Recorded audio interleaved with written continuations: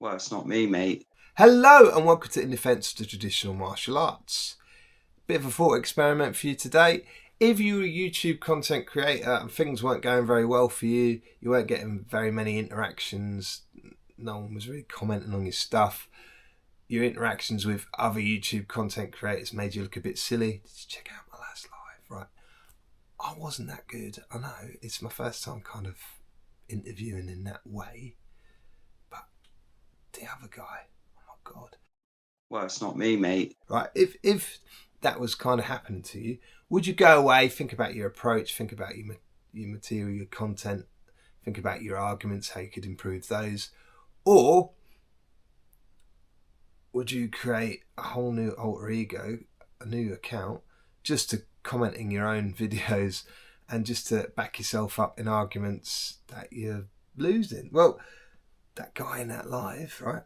I think that's exactly what he did. In fact, if you watch that live right towards the end, I point it out.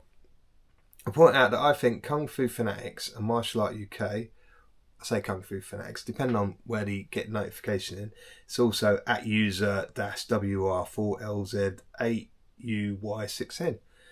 All right, they are the same person. If you look at the comments, anyone can see it.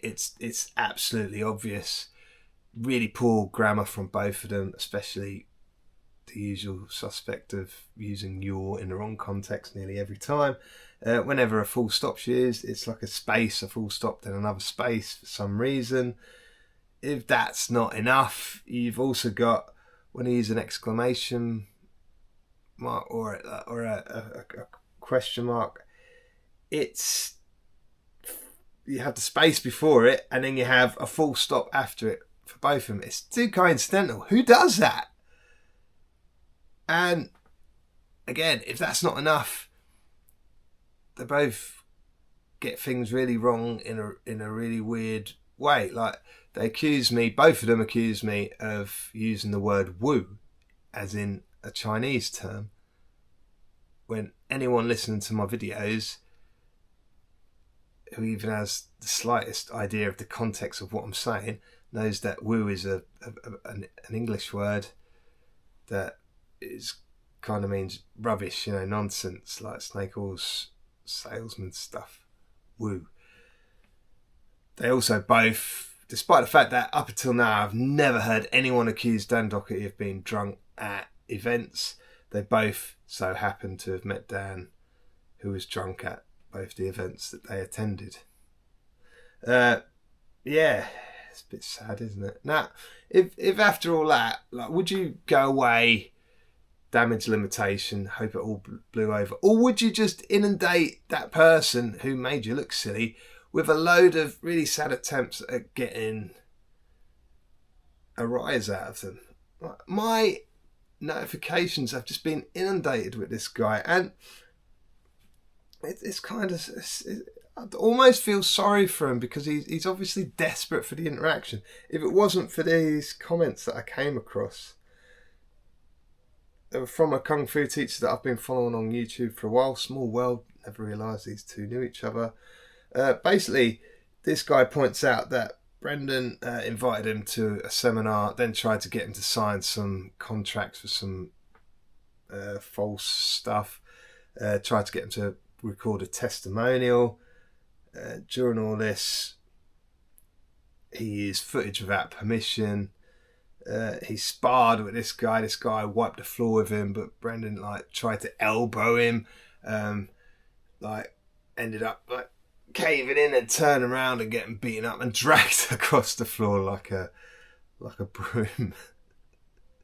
But again, in these contents, in these comments, it also points out that he was being racist and questioning this guy's sexuality. Why would that matter anyway, But just sad things to do. And that he wasn't the only teacher that's had these experiences. Other people were commenting the same stuff. I haven't seen those comments, but I tend to think I trust this guy over Brendan, who just lies all of the time, let's face it.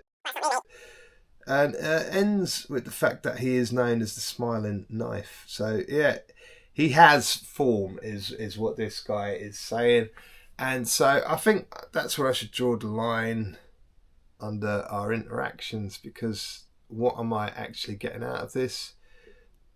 I've already got what I wanted. I got the live. I got to show him up for what he is. And I'd suggest anyone coming into contact with this guy, whether it be online or in one of his actual classes, should just steer well clear. My weight loss that I've been going on is, well, I don't know how it's going because I haven't weighed myself. I'm going to weigh myself weekly. When I diet, I don't do a proper diet. I just reduce my calorie intake. I eat smaller portions. I eat less chocolate. I drink less sugary drinks. That's how I lose weight. I'm interested to see how my Tai Chi is going to help with that weight loss, how it's going to shape my body, because I'm not going to the gym now.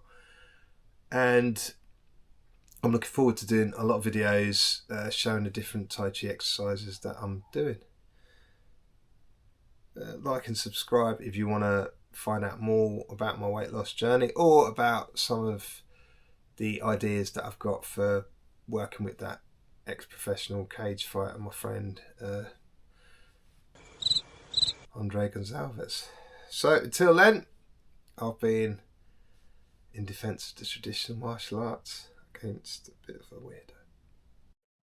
Well, it's not me, mate.